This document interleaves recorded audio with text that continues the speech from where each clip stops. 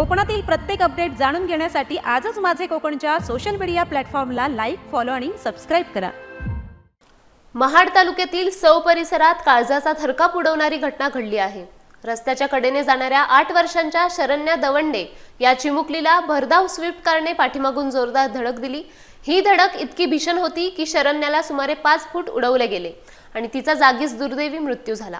अपघातानंतर पळून जाणाऱ्या कार चालक फरहान ताजीर याला स्थानिक नागरिकांनी पकडून पोलिसांच्या स्वाधीन केले।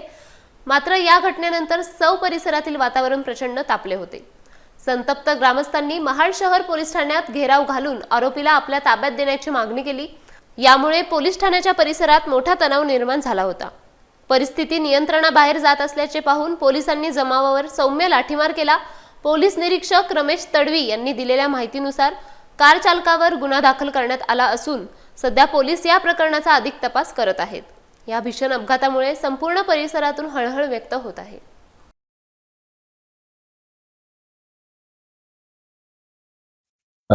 महाड शहर पोलीस स्टेशनला एक सौ जे गाव आहे तिथे 8 वर्षाची मुलगी आहे।